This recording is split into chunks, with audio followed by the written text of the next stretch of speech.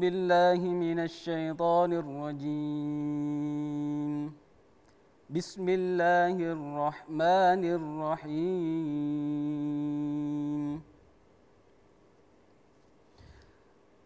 إن الذين يتلون كتاب الله وأقاموا الصلاة وأنفقوا مما رزقناهم سرا وعلانية يرجون تجارة لن تبور صدق الله العظيم. Bismillahirrahmanirrahim. Assalamualaikum warahmatullahi wabarakatuh. Alhamdulillahi rabbil alamin ala kulli ni'matin tatimmus shalihat. Asyhadu an la ilaha illallah wahdahu la syarikalah wa asyhadu anna nabiyyana Muhammadan sallallahu alaihi wasallam al-mab'utsu rahmatan lil alamin, amma ba'd. Pemirsa, kembali lagi dalam program Mengharap Ridhomu. Alhamdulillah, pada hari yang ke-18 bulan suci Ramadan tahun 1442 Hijriah, dan tentunya kita semua berharap masih diberikan kesehatan dan insya Allah semoga ibadah puasa kita berjalan lancar. Amin ya rabbal alamin. Alhamdulillah, tadi telah kita dengarkan bacaan surah Fatir ayat 29.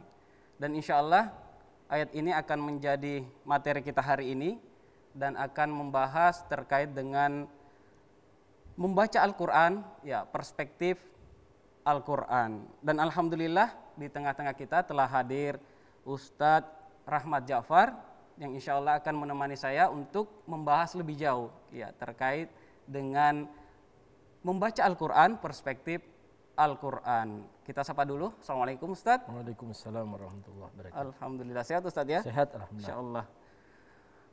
Begini Ustaz, terkait dengan ayat yang saya bacakan tadi, Al-Quran surah Fatir ayat 29.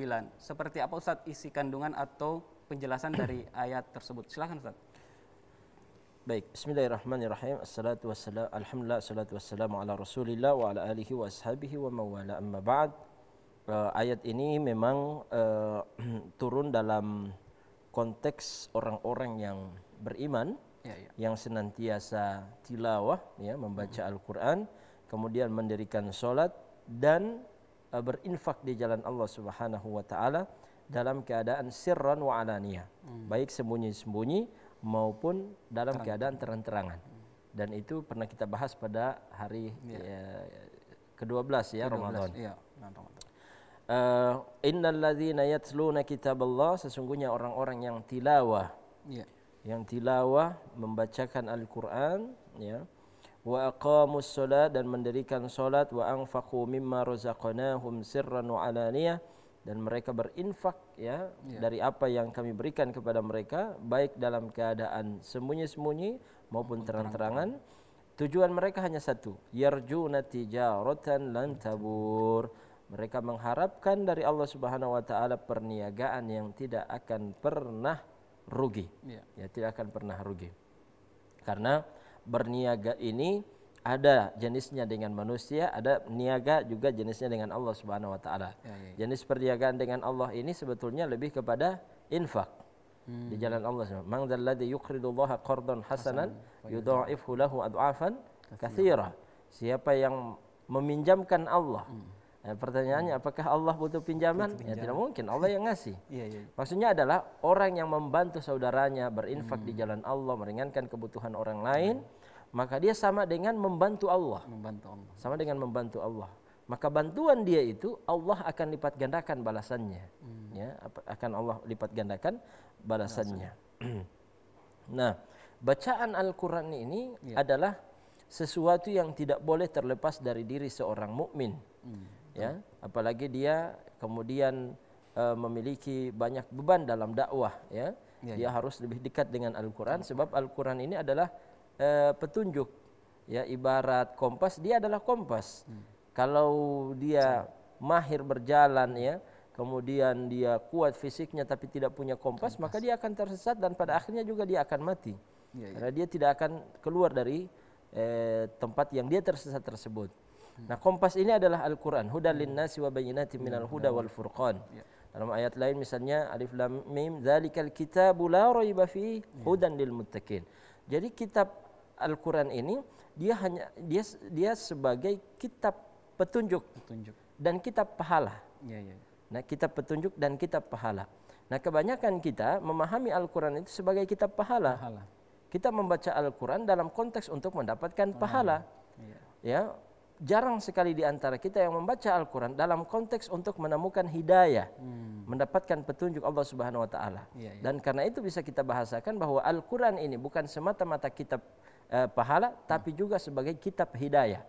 Ya, kalau kita membaca Al-Quran, carilah ayat-ayat yang berkaitan dengan profesi kita, ya, sebagai dasar untuk kemudian kita, sebagai pembuka untuk kemudian kita mendapatkan hidayah dan petunjuk Allah. Misalnya gini, profesi kita sebagai pedagang, baik offline maupun online. Karena sekarang ini kebanyakan juga orang dagangnya online. Maka baca ayat-ayat yang berkaitan dengan perdagangan. Baca ayat-ayat yang berkaitan dengan perniagaan. Baca tafsirnya, bagaimana aplikasinya, supaya terhindar daripada kecurangan, terhindar dari ancaman wailul lil mutaffifin alladzina idza iktalu 'alan nasi yastawfun, dan seterusnya. Sebagai pelajar, baca ayat-ayat yang berkaitan dengan thalabul ilmi, ya kan? Menuntut ilmu. Sebagai pejabat, baca ayat-ayat. Jadi banyak sekali. Sebagai pemuda yang kemudian membenci yang namanya perzinahan, karena jiwa seorang pemuda itu la'ammaratun bisu, ya. Kebanyakan itu mendorong dia untuk melakukan kemaksiatan. Maka baca surat Yusuf, bagaimana kisah Nabi Yusuf alaihi salam, ya. Laqad hamma bihi wa laqad hammat bihi wa hamma biha laula an ra'a burhana rabbih. Dia kaji itu ayat ketika Yusuf berhasil daripada godaan si istrinya, si siapa namanya, Imratu Aziz, istrinya Raja Aziz, yang kita kenal dengan Zulaikha, ya. Baca itu, jadi menjadi sugesti dan motivasi petunjuk bagi kita, bukan sekedar pahala. Hanya saja memang dalam konteks Ramadan, karena kita di musim ketaatan, kebanyakan orang berlomba-lomba sampai khatam 2-3 kali, bahkan ada sampai 6 kali. Ya, dan itu tidak salah. Cuma untuk kualitas ukuran kita, jangan sampai khatam kurang dari 3 hari. Jangan sampai, karena itu paling ini itu 3 hari. Artinya 1 hari 10 juz masih ditoleransi. Karena kalau ada yang kurang dari 3 hari, maka dipastikan bacaannya tidak benar lagi. Kita ini beda kualitas kita dengan Utsman bin Affan, yang sampai ratusan kali dia 70-60 kali, ya, di luar qiyamul lail. Di luar qiyamul lail tersendiri itu, ya. Jadi itu sebagai pengantar bahwa membaca Al-Quran tidak boleh terlepas dari aktivitas kita sebagai mukmin, karena dia sebagai kompas petunjuk dan hidayah dalam kehidupan kita. Masya Allah. Ya, baik Ustaz, terkait dengan membaca Al-Quran tentunya dalam bulan suci Ramadan, dan ini adalah salah satu aktivitas amaliyah Ramadan di bulan suci Ramadan. Membaca Al-Quran tentunya kita tidak lepas dengan Al-Quran itu sendiri. Ya, yang menjadi pertanyaan Ustadz terkait dengan bagaimana sih supaya kita ya tetap istiqomah membaca Al-Quran di bulan suci Ramadan ini. Membaca Al-Quran supaya istiqomah sebetulnya tidak perlu mengejar target banyak di awal sehingga down, pada akhirnya kita down. Ada sebuah pesan dari Nabi SAW, khairul amal, ya, adwamuha, khairul a'mali adwamuha wa in qalla. Ya, sebaik-baik perbuatan, sebaik-baik amalan adalah yang rutin, walaupun dia hanya sedikit. Walaupun misalnya one day one juice, tapi dia rutin, terjaga, itu masih lebih baik daripada langsung kita ambil di awal nih 4 juz, 5 juz, bahkan 10 juz, ternyata besoknya langsung down, sakit, kemudian tidak lagi baca apa-apa. Ya, orang qiyamul lail di awal sampai 23, sampai 60 rakaat, sampai 100 rakaat, besoknya sampai tahun depan tidak lagi qiyamul lail.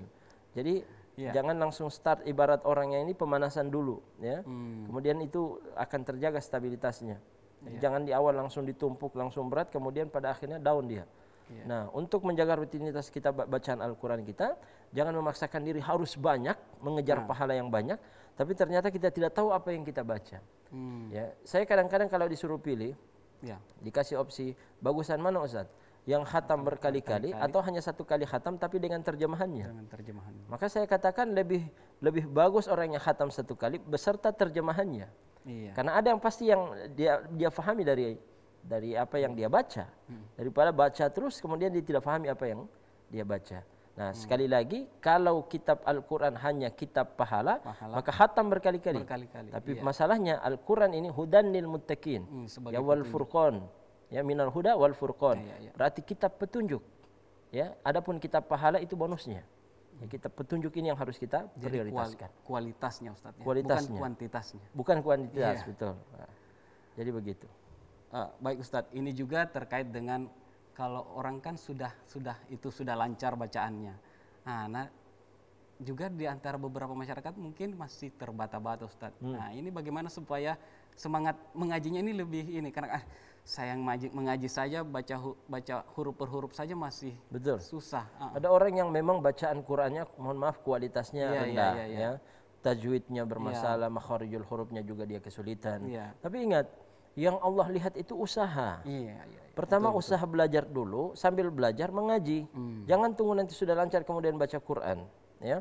Begini, Nabi itu untuk memotivasi supaya semuanya baca Quran, orang-orang yang bacaan kualitas bacaannya di bawah supaya tetap dapat pahala sama-sama. Nabi sampai bilang gini, alladzi yaqra'ul Qur'ana wa yatata'u fihi wa huwa 'alaihi syakun lahu ajran. Siapa yang membaca Al-Qur'an kemudian dia kesulitan lalu terbata-bata di dalam bacaan Al-Qur'an, maka Allah kasih dia 2 pahala. Artinya kenapa dia dapat 2 pahala Pak Ustaz? Pahala pertama pahala baca Quran, pahala kedua adalah pahala kesulitan dan dia bersabar dengan kesulitan itu. Ya, kadang-kadang ada yang tidak bisa bedakan mana za, mana dza, mana zo, mana ja. Dia mau sekaja semua. Ijaja nasrullah wal fath. Dia memang bukan karena sengaja tapi karena memang kesulitan. Yang penting berusaha, Allah lihat usahanya. Dapat 2 pahala loh. Tapi jangan lagi ini dijadikan alasan. Alhamdulillah Pak Ustadz, syukur, terima kasih. Ya, sebenarnya saya berusaha untuk memperbaiki bacaan Quran saya Pak Ustadz. Tapi setelah mendengarkan ceramah ini, begini terus saya kualitasnya. Nah, jangan juga, karena 2 pahala dia tidak mau lagi belajar. Akhirnya dia bilang biarkan bacaan saya begini. Bukan begitu cara memahaminya. Karena sebelum redaksi ini Nabi katakan gini. Al-mahiru bil Quran ma'as safaratil kiramil bararah. Orang yang mahir baca Al-Quran, maka dia di hari kiamat berdiri bersama barisan para malaikat. Ya kan? Berarti kan lebih mulia daripada orang yang cuma dapat 2 pahala itu.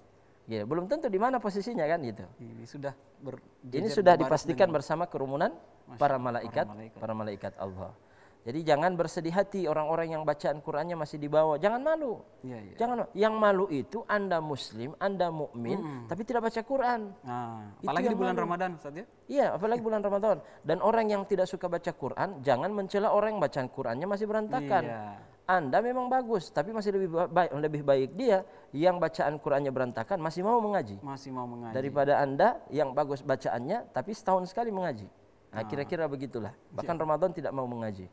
Ya, mengaji kalau diundang aja misalnya. Ya, jadi persiapan ini Ustaz, bahkan sebelum masuk bulan Ramadan itu jangan maksudnya nanti pas masuk bulan Ramadan baru digas. Iya, dari kemarin dari bulan Rajab, bulan Sya'ban. Betul. Sekarang ini masih ada kesempatan. Ibarat orang mau lari, kalau dia mau lomba lari sprint misalnya ya. Lari nanti di hari H. Kira-kira apa yang terjadi? Ini apa? Baru start kejang-kejang dia. Kram, ya, kakinya. Langsung kejang-kejang dia. Nah, kita juga begitu. Kalau mau puasa, tidak biasakan dari sekarang. Puasa nanti baru masuk bulan Ramadan. Jangan heran kalau dia jam 10 makan dan minum. Karena dia tidak terbiasa. Dia lupa dia sedang berpuasa. Jangan heran kalau jam 1 siang ususnya berkecamuk. Sudah berbahasa Inggris. Meronta-ronta. Katanya sudah berbahasa Inggris. Sudah berbahasa Inggris. Kalau orang Belanda bilang makoro-koro iyo. Oh iya. orang Belanda ya.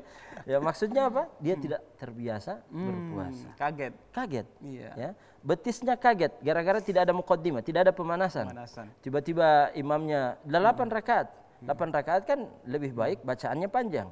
Jangan pula 8 rakaat ikut-ikutan dengan Al-Hakumut Takatsur yang 23 rakaat. 8 rakaat dia baca Allahu Akbar waladdallin amin. Bismillahirrahmanirrahim wan nazi'ati gharqa. Nah, ini wan nazi'ati gharqa dia pikir panjang. Padahal imam niatnya mau dibagi dua. Langsung pada batuk kan semuanya. Nah, kenapa? Karena dia pikir, oh lama lagi saya mau berdiri ini. Kenapa? Karena tidak terbiasa. Masya Allah. Baik Ustadz, sebelum kita lanjut, ya kita break dulu. Pemirsa, jangan kemana-mana, tetap di program Mengharap Ridhomu.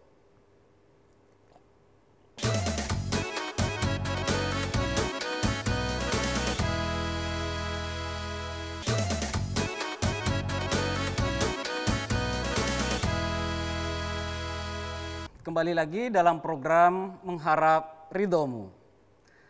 Baik Ustadz, cukup menarik ya pembahasan kita terkait dengan membaca Al-Quran.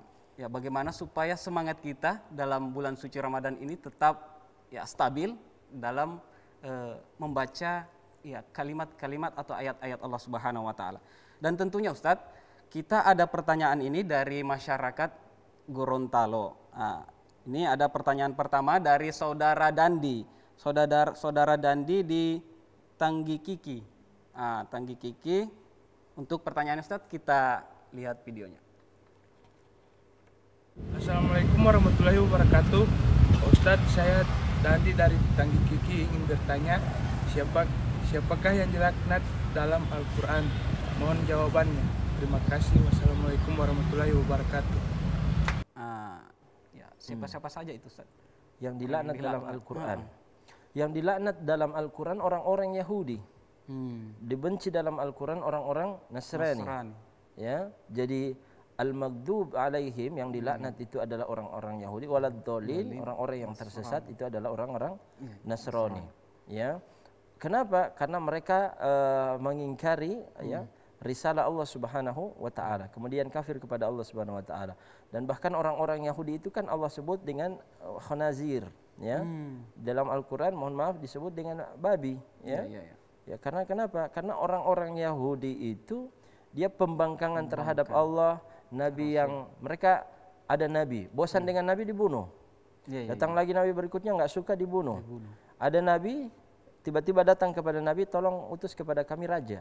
Jadi di bawah Nabi sudah ada Nabi, dia minta raja lagi. Ya kan? Dan seterusnya dan seterusnya. Banyak membangkang. Sehingga Allah memarahi mereka. Allah melaknat mereka yang disebutkan dalam surah Al-Fatihah, ya, ghairil maghdubi alaihim waladdallin. Amin. Jadi itu mungkin jadi pertanyaan singkat saja saya jawab. Kalau yang ditanya siapa yang dilaknat dalam Al-Qur'an ya sudah. Ya, jadi sudah terjawab ya pertanyaan dari Saudara Dandi di Tanggi Kiki. Kita lanjut ke pertanyaan video pertanyaan kedua. Ini ada pertanyaan dari Saudara Ridho di Tapa. Ya, Saudara Ridho di Tapa, kita lihat videonya Ustaz. Assalamualaikum warahmatullahi wabarakatuh. Saya Ridho dari Tapa. Ustadz, saya mau bertanya bagaimana cara dan penjelasan membaca Al-Quran dengan tartil. Sekian. Assalamualaikum warahmatullahi wabarakatuh. Ya, ini ada pertanyaan dari Saudara Ridho di Tapa. Ya, memohon penjelasan cara membaca Al-Quran dengan tartil. Ya, ini berkaitan erat dengan pembahasan kita ini. Ya, silakan. betul. Jadi bacaan ini ada dia dengan sistem tartil, ada mujawad. Murattal ada mujawad. Nah, murattal itu dengan bacaan yang agak sedang, ya, agak cepat sedikit daripada mujawad. Kalau mujawad itu sebagai gambaran umum bagi orang awam adalah bacaan yang dilombakan di MTQ itu. Ya, sama dengan qori muammar, ya, qori-qori lainnya itu. Adapun murattal itu yang sering kita dengar dalam bacaan salat. Dan dalam salat itu bitartil. Tidak mungkin dengan tajwid. Allahu Akbar. A'udzu billahi minasyaitonir rajim. Enggak mungkin ya. Bubar semua itu jamaah. Aduh, ini mau lomba ini Pak Imam ini. Salah tempatnya. Bagaimana caranya? Allahu Akbar. Bismillahirrahmanirrahim. Alhamdulillahi Rabbil Alamin Ar-Rahmanir Rahim dan seterusnya. Itu contoh murattal. Ya, itu contoh Tetap murattal. ada nagam, Ada nagam, tapi harus tidak, ada. Ya, ada ghina lagu-lagunya. karena orang tidak mau berlagu dalam Al-Quran juga dimarahi oleh Rasul ya, bahkan dikatakan laisa minna man lam yataghanna fil Quran. Bukan bagian dari golongan kami yang tidak melakukan Al-Quran ya. Dan Al-Quran ini zayyinul Quran bi aswatikum. Ya, hiasilah Al-Quran dengan suara kalian. Ya gitu. Tapi bukan berarti orang yang tidak punya suara bagus enggak mau lagi baca Quran. Iya, betul. Ya. Dan subhanallah mukjizat Al-Quran ini itu bisa membuat siapa saja yang suaranya biasa-biasa, yang suara dia bisa bernada. Beda dengan lagu. Lagu itu antum sudah ciptakan dia satu bait atau dua bait, dia harus ditemukan, dicari dulu nada mana yang pas. Tidak semua nada bisa. Tapi Al-Quran semua nada bisa. Ya, semua nada bisa. Sampai baru-baru kan ada langgam Jawa itu, walaupun banyak juga yang mencela ya. Lebih baik kita yang nagomnya sudah ada itu, qiraat sab'ah atau itu yang kita praktekkan dalam Al-Quran. Dan lebih bagusnya Ustadz ketika ya bagus suara dan juga tartilnya, dan itu juga memberi efek kepada masyarakat ya, ketika ingin sholat tarwih kita sholat tarwih di situ saja, imamnya bagus, suaranya bagus. Betul. Itu juga mereka juga lihat imam. Iya. Siapa DP imam? Jadi Imam Ustadz Fulan. Semangat orang mau datang. Jadi banyak imamnya Ustadz Fulan. Aduh, kayaknya cari masjid lain. Nah, kenapa? Karena lagu, suara, tajwid menentukan. Iya. Masya Allah. Jadi pertanyaan dari saudara Ridho di Tapa ya.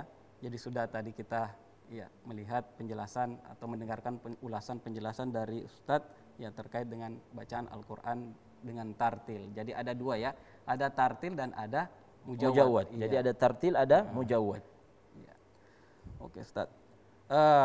Ini terkait dengan membaca ya, apalagi di bulan Ramadan. Ya, setiap orang tentunya ingin mendapatkan pahala ya. Pahala dan tentunya ya tidak menyia-nyiakan di hari-hari puasanya. Ya tentunya diisi dengan bacaan-bacaan Al-Qur'an. Nah, yang ingin saya tanyakan Ustadz, biasanya ketika kita sudah target ya, habis sholat, misalnya habis sholat duhur, ya saya harus target ini paling tidak 1 juz lah ya, tapi terkadang ketika kita sementara mengaji, ini ada muncul pikiran, ini sudah belum belanja misalkan, ini banyak godaannya Ustadz. Itu memang godaan syaitan.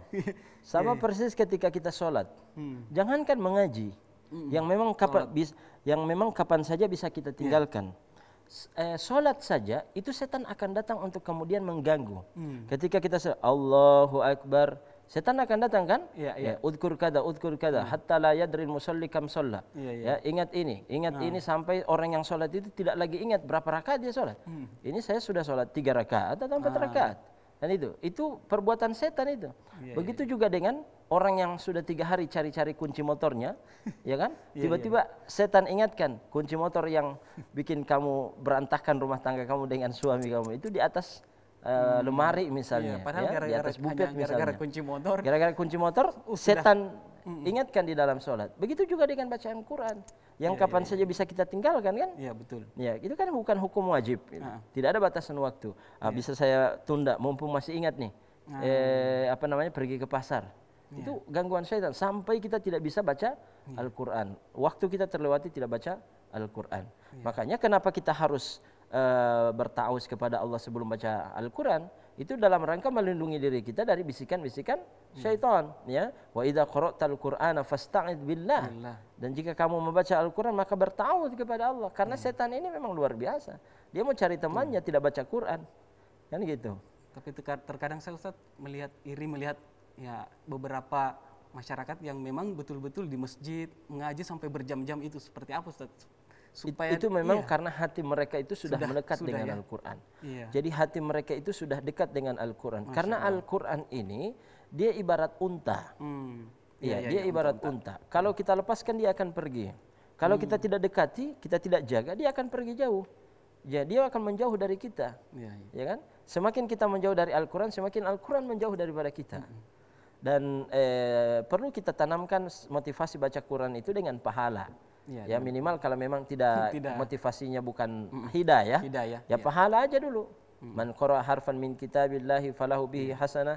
Siapa yang baca Al-Quran dengan satu huruf dia baca dalam Al-Quran ya, satu huruf dari bacaan yang dia dari bacaan Quran yang dia baca itu, maka dapat satu pahala.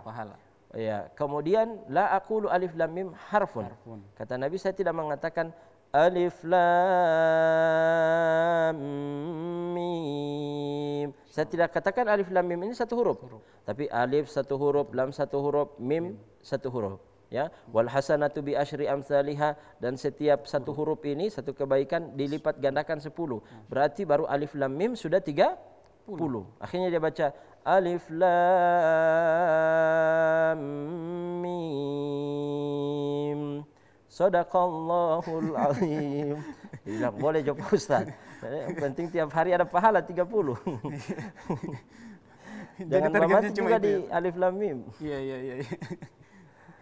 Jadi perlu ini juga Ustaz ya, motivasi agar supaya kita lebih dekat dengan Al-Quran. Ya, jadi bisa dikiaskan bahwasanya mulai dari bangun tidur sampai tidur dengan Al-Quran. Ya dengan Al-Quran. Ya kita lihat adik-adik kita di pesantren misalkan terkadang ya kita melihat bahkan kadang diposting ya di medsos sambil tertidur dengan bacaan Al-Qurannya. Jangan sampai kita kalah dengan anak-anak itu. Apalagi di bulan Ramadan ini ya. Kita ya memotivasi diri meskipun bacaan kita masih terbata-bata, ya jangan mau kalah lah dengan mereka ya. Walaupun kita tahu bahwa saat kita baca Quran pasti potensi tertidur.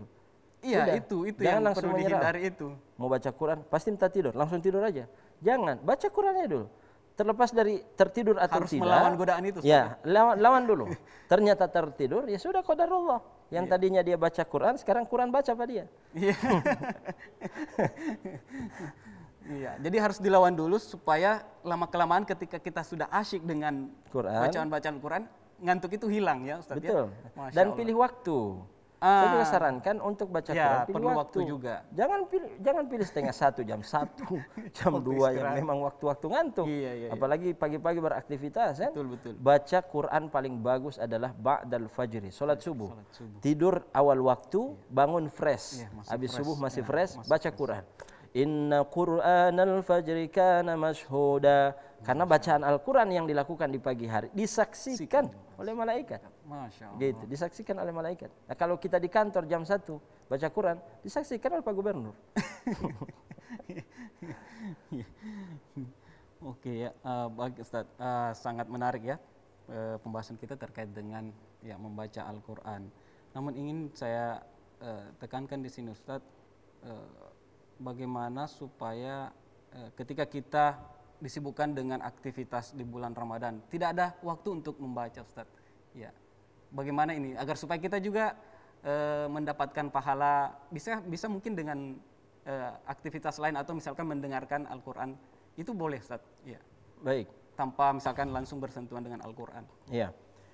Pertama, kalau dia aktivitasnya mendengarkan, semua orang bisa. Iya. Sambil memasak, ya kan? Iya, betul. Amma yatasaalun, ini jalan. Putar aja itu murattal, tape, MP3 atau MP4 ya. Iya, tidak ada. Kemudian yang sedang mencuci semuanya di jalan, di motor, ya kan pakai headset. Bisa. Tapi untuk membaca Al-Quran tidak semua bisa. Karena itu membutuhkan tekad, membutuhkan azam, membutuhkan keseriusan. Anda harus berwuduk dulu, Anda harus memilih tempat, memilih waktu. Memang ada niat dari awal. Ya kan? Ada motif dari awal. Berbeda dengan baca saya daripada di jalan kosong, ya sudah 1 jam perjalanan ini saya putar murattal. Itu beda pahalanya. Yang mendengarkan memang dapat pahala, tapi berbeda pahala orang yang membaca dengan yang mendengarkan. Yang membaca kan lebih susah. Dia kan harus cuap-cuap, harus muncrat-muncrat.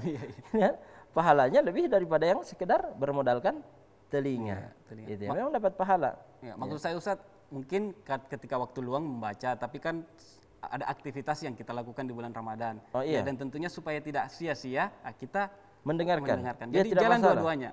Daripada kita dengar-dengar yang lain kan, daripada waktunya habis begitu saja tanpa ada yang kita dengarkan, lebih baik putar murattal. Nanti kalau sudah ada waktu kita baca Quran pada jadwal yang memang kita sudah atur. Ya.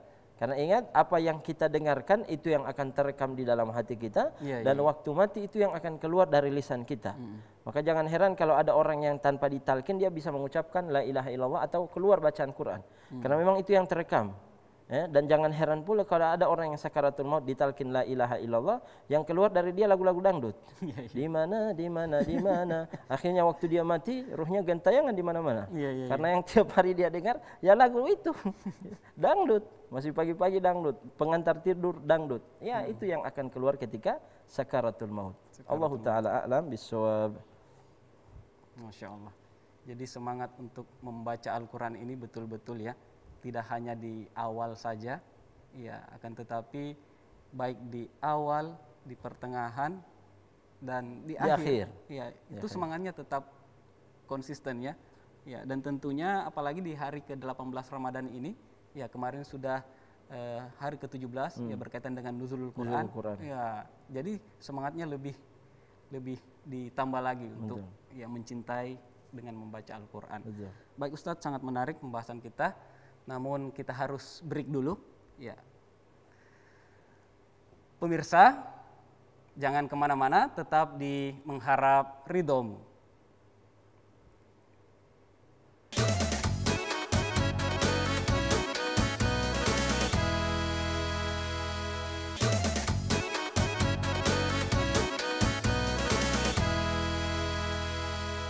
Kembali lagi dalam program Mengharap Ridhomu. Baik Ustadz, ya kita telah banyak mengkaji terkait dengan ya membaca Al-Quran, perspektif Al-Quran itu sendiri. Ya, dan lagi-lagi ya banyak peristiwa atau kegiatan-kegiatan di dalam bulan suci Ramadan ya terkait dengan membaca Al-Quran. Ada yang namanya simaan ya dan lain sebagainya. Dan tentunya ini juga masalah yang terjadi di beberapa orang tua ya yang mungkin menganggap dirinya sudah tidak tahu membaca Al-Quran, sudah terlanjur dan menyuruh anaknya untuk mengaji. Sebenarnya juga ini menjadi contoh ya, contoh kepada orang tua agar supaya ya memberikan contoh. Tapi ini orang tuanya saja yang sudah terlanjur tidak tahu mengaji. Ya, jadi bagaimana itu Ustaz kasusnya? Iya, kalau Anda gagal, maka jangan turunkan kegagalan kepada anak Anda. Perintahkan anak-anak untuk kemudian mengaji. Walaupun nanti anak bilang, tipe apa saja tidak tahu mengaji, ya sudah itu resiko. Ya, perintahkan mereka untuk belajar mengaji karena Anda harus sesali diri Anda tidak sempat, maka jangan juga turunkan kegagalan itu, ketidaksempatan itu kepada anak-anak. Apakah dia dapat pahala? Dapat. Anak ini kalau dia berhasil, bacaan Qurannya bagus, sholatnya bagus, orang soleh, apalagi sampai jadi ulama. Berkat dia ya, dia memang tidak tahu apa-apa. Jangankan baca kitab, baca Al-Quran saja yang sudah jelas dibaca, apalagi yang sudah jelas dibaca dia tidak bisa. Apalagi yang kitab yang tidak ada syakalnya yang botak gundul. Gundul. Yang gondrong aja dia nggak bisa, apalagi yang botak. Lalu dia berusaha, anak saya harus jadi ulama, dia harus bisa menguasai kitab-kitab fikih dan sebagainya. Dan berhasil. Semua kebaikan yang dilakukan oleh anak ini kembali kepadanya, ke dia. Dalam 3 poin yang shadaqatin jariyah, amal yuntafa bihi, waladin shalihin ulah, semuanya dia dapat. Sedekah jariyah ini jangan pahami nanti kalau saya bangun masjid atau pondok pesantren. Nggak, anak saya kalau saya berhasil kader, ya kan? Maka setiap dia berjalan, aktivitas kebaikan yang dilakukan, semua pahala mengalir kepada saya setelah mati. Jadi sama dengan bangunan yang mereka gunakan itu. Cuma bedanya itu bangunan mati, ini orang hidup, nyawa berjalan. Bangunan itu kalau dirobohkan di kemudian hari, putus pahala untuk saya. Anak ini kalau mati, putus pahala untuk saya. Artinya selama dua-duanya aktif, mengalir pahala kepada saya. Maka jangan menganggap sedekah jariyah itu nanti dalam bentuk bangunan. Harus dalam bentuk bangunan saja. Anak ini sedekah jariyah. Ilmin yuntafa'u bihi. Itu juga masuk. Waladin sholihi yad'ulah. Nah, tepat sekali yang antum tanyakan, apakah dia harus perintah? Ya harus. Kalau tidak Anda zong, dia juga zong. Gitu kan? Setelah mati tidak ada panen pahala. Nah gitu. Allah Ta'ala dari setiap huruf-huruf yang dibacakan anak ini akan mengalir ke dia. Dan setelah dia mati, anak ini ketika dia sholat sunnah, sholat fardu, tidak perlu dia niatkan untuk orang tua, otomatis mengalir.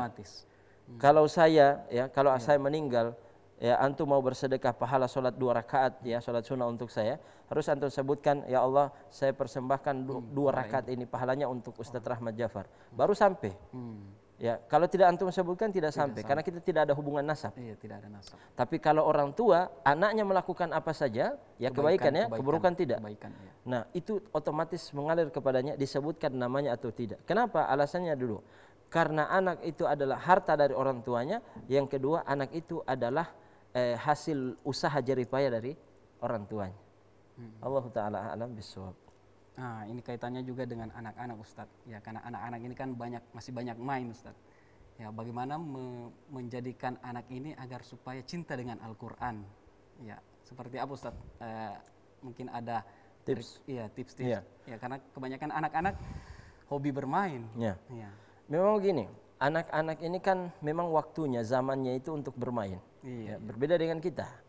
Bahkan kalau bisa saya bahasakan, kadang-kadang anak-anak itu menjadikan mainan mereka seperti Tuhan. Ya. Contoh misalnya, kalau mereka tidur, di tangannya ada kelereng, ya kan? Dia pegang begini, tiba-tiba tertidur. Kelerengnya jatuh, ketika dia kaget, kelereng duluan yang dia cari.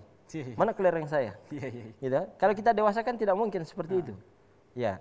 Nah, cuma bagaimana cara kita pintar-pintar saja menyesuaikan metode baca Quran ini dengan zaman dan waktu mereka. Iya, betul. Iya, dengan metode bermain misalnya. Sekarang ya kan? disibukkan dengan HP, tapi tetap jalan tartilnya, antum tasmi'kan. Karena anak saya kedua-duanya itu saya biasakan dengan menghafal dari metode tasmi', iya. dibacakan, karena membacakan belum bisa, memungkinkan, belum bisa. Ya. Jadi dengan simak. Simak. Ya, dia sedang main disuapin, tapi juga ada murattalnya. Jadi begitu. Cuma jangan juga kelamaan main ya. Kita harus batasi waktunya untuk bermain gadget, karena nanti khawatirnya kecanduan. Yang paling penting adalah qudwah. Bagaimana anak kita bisa membaca Al-Quran? Ya butuh qudwah, butuh teladan. Dari orang. Ya, qudwah itu tidak bisa diterjemahkan contoh, tapi teladan. Beda menjadi contoh dan menjadi teladan. Ya, beda memberi contoh dan menjadi contoh. Memberi contoh, saya kasih contoh baca Quran begini. Bismillahirrahmanirrahim. Wa anfaqu mimma razaqnahum sirran wa alaniyah. Menghadap kiblat, duduk dengan sempurna. Setelah itu dia main, dia biarkan anaknya. Ya sekedar memberi contoh. Memberi contoh saja. Ya, berbeda dengan menjadi contoh. Memang tanpa dia sendiri yang anaknya akhirnya ikut. Gitu, anaknya akhirnya ikut. Karena apa yang kita lakukan ini akan menjadi panutan. Ya, akan dilihat oleh anak-anak kita. Tanpa kita bersuara, tanpa kita perintahkan, kalau mereka melihat rutinitas kita, itu juga akan memberikan imbas kebiasaan kepada anak-anak kita. Mengikuti gitu. Orang tuanya. Kalau sekedar suruh begini tanpa ada contoh. Ya, tanpa ada contoh. Ya, teladan. Enggak mungkin. Begitu. Jadi qudwah. Bagaimana anak kita bisa cinta Quran sementara kita tidak cinta Quran? Bagaimana anak kita bisa membiasakan diri membaca Al-Quran sementara kita tidak terbiasa membaca Al-Quran? Ya. Allah taala alam. Berkaitan dengan game di HP Ustaz. Nah, itu sekarang saya lihat ada animasi-animasi yang ya gambarnya ini tapi suaranya keluar Al-Qur'an. Iya. Nah, itu juga bisa membantu karena kan anak-anak masih ya membutuhkan pendengaran. Ya. Jadi kuat pendengarannya ya Ustaz. Betul. Ya. Jadi sering-sering di rumah ya apalagi di bulan puasa ini kita sering-sering memperdengarkan lantunan ayat-ayat murattal baik itu dari orang tua langsung dan dari media sosial yang ada. Baik Ustaz. Ini juga terkait dengan tadi sudah kita bahas terkait dengan anak-anak. Kembali ke orang tua renta Ustadz yang mungkin sudah penglihatannya sudah kabur dan ya bagaimana ini Ustadz supaya mungkin baca Al-Qur'annya juga jalan di bulan suci Ramadan, ya mungkin ada tips. Iya, tips. Ya, yang orang tua renta yang ya tapi semangatnya masih ada untuk membaca Al-Qur'an. La yukallifullahu nafsan illa wus'aha. Dalam hal yang wajib, yang fardu saja, kadang Allah sudah, dia ma'dzur. Dia sudah diberikan udzur, keringanan. Salat yang sudah mampu berdiri, ya silakan duduk. Apalagi baca Quran. Yang hukumnya bukan fardu, ya. dia memang wajib kita baca Quran, tapi dia bukan bagian dari kewajiban yang kalau kita tinggalkan berdosa. Kan gitu. Cuma akibatnya kan banyak, kita jauh dari Quran, kita tersesat dan sebagainya, ya. Maka untuk orang tua lebih baik kalau memang sudah tidak mampu, kualitas penglihatannya sudah menurun, lebih baik perbanyak di mendengar. Iya, mendengar. Putar speaker. Ya, kalau dengan mendengar dia bisa mengikuti maka lebih baik. Ada kan beberapa ayat misalnya dalam satu surat ada ayat-ayat yang kita hafal. Dalam Al-Baqarah, Allahu la ilaha illa huwal hayyul qayyum. Giliran di situ ayo ikut. Gitu. Jadi satu surat itu kita tidak bisa hafal semuanya, tapi minimal ada yang kita hafal, ikuti gerakan atau bacaan itu supaya kita juga dapat pahala dari tilawah, dari baca Quran, ya. Ada kaidah fikih mengatakan ma la yudraku kulluhu la yutraku kulluhu. Apa yang tidak bisa kita hafal semuanya, ya minimal jangan tinggalkan ada yang satu ayat, dua ayat yang kita hafal di situ. Ya, Allah taala a'lam bissawab. Masya Allah. Terima kasih Ustaz. Ini sudah ya di penghujung dan tentunya alhamdulillah kita sudah banyak membahas terkait dengan membaca Al-Qur'an, begitupun dengan amaliyah-amaliyah yang lain di bulan suci Ramadan, dan tentunya semangat dalam membaca Al-Quran itu tetap ya maksimal ya Ustadz, jangan naik turun insyaallah. Di akhir Ustadz mungkin kita ada sedikit closing statement dan dilanjutkan dengan doa. Silakan. Bacaan Al-Quran sekali lagi bagi kita yang mengaku muslim beriman kepada Allah harus dijadikan sebagai kompas petunjuk, ya, hudan lil muttaqin. Dan bagaimana kita bisa mengetahui Al-Quran sebagai petunjuk kalau kita tidak baca, kalau kita tidak baca dan tidak kita tadabburi makna-maknanya. Sebuah hadis mengatakan mathalul mu'min alladhi yaqra'ul Qur'ana kamathalil utrujah. Ya, mukmin yang membaca Al-Quran itu dia diibaratkan seperti utrujah. Utrujah itu kalau saya lihat di terjemahan itu dia ada yang menerjemahkan buah jeruk. Tapi dia lebih khusus dari jeruk. Ya, sulit ditemukan ini utrujah ini. Katakanlah jeruk, karena dia punya kemiripan. Kenapa jeruk? Jeruk itu dia memancarkan baunya. Kalau kita cium baunya, aromanya bagus, ya, aromanya bagus. Wa ta'muha hulun. Ketika kita cicipi rasanya manis. Jadi dia baunya enak, rasanya juga enak. Wa mathalul mu'minil ladzi la yaqra'ul Qur'ana kamathalil tamrah. Mukmin tapi tidak baca Quran dia seperti kurma. Ya, bagaimana sifat kurma? Kurma itu memang dia manis tapi tidak punya bau. Dia tidak punya aroma sama sekali. Artinya dia manis karena imannya tapi tidak memancarkan aroma karena tidak baca Quran. Wa mathalul munafiqil ladzi yaqra'ul Qur'ana kamathalil ar-raihana. Dan ibarat mukmin munafik yang baca Quran, dia munafik tapi baca Quran. Maka dia seperti raihana, parfum. Parfum itu karakternya apa? Memang dia harum, tapi coba dites rasa. Pahit kan? Pahit. Nah, itu munafik. Ada yang lebih parah lagi. Munafik alladzi la yaqra'ul Qur'an kamathalil hangzola. Sudahlah dia munafik, tidak baca Quran, maka dia seperti buah hangzola. Ya. Tahu antum buah hangzola? Apa itu Ustaz? Saya juga tidak tahu. Saya cari-cari ini apa ini hangzola ini. Ya, ada yang menerjemahkan rumput hangzola, buah hangzola. Cuma saya sampai hari ini belum menemukannya. Apa itu hangzola? Cuma yang jelas diibaratkan ta'muhu murrun wa laysa harihun. Dia tidak punya bau dan tidak punya rasa. Rasanya pahit. Rasanya pahit dan tidak punya bau. Allah taala alam. Mudah-mudahan kita dimasukkan oleh Allah Subhanahu wa taala dalam hamba-hambanya yang pandai mensyukuri nikmat sehat kita dengan membaca Al-Quran. Allah taala a'lam bissawab. Amin amin ya rabbal alamin. Lanjut dengan doa. Bismillahirrahmanirrahim. Allahumma salli wa sallim wa barik ala Muhammadin wa ala alihi wa ashabihi ajma'in. Amin. Allahumma ja'al tajammu'ana hadha tajammu'an marhuma wa ja'al tafarruqana min ba'dihi tafarruqan ma'suma la ilaha illa anta subhanaka inna kunna minaz zalimin. Allahumma la tada lana dhanban illa ghafarta wa la hamman illa farrajta wa la daynan illa qadaita wa la maridan illa shafaita wa la hajatan min hawaijina fid dunya wal akhirah illa qadaitaha ya rabbal alamin. Rabbana atina fid dunya hasanah fil akhirati hasanah wa qina adzaban nar. Subhana rabbika rabbil izzati amma yasifun wa salamun alal mursalin walhamdulillahi rabbil alamin. Amin amin ya rabbal alamin. Terima kasih Ustaz atas ilmu yang disampaikan dan kesempatannya untuk hadir di studio ini. Dan mudah-mudahan apa yang disampaikan, ilmu yang disampaikan bermanfaat bagi kita semua. Dan insya Allah kita akan bertemu dengan Ustadz dengan tema-tema yang lain dan yang tentunya menarik lagi ya Ustadz. Insya Allah. Insya Allah. Untuk pemirsa, selamat menantikan buka puasa. Berbukalah dengan yang manis-manis, jangan berlebihan. Akhirul kalam, wafaqani Allahu wa iyyakum ila tariqil khair. Assalamualaikum warahmatullahi wabarakatuh.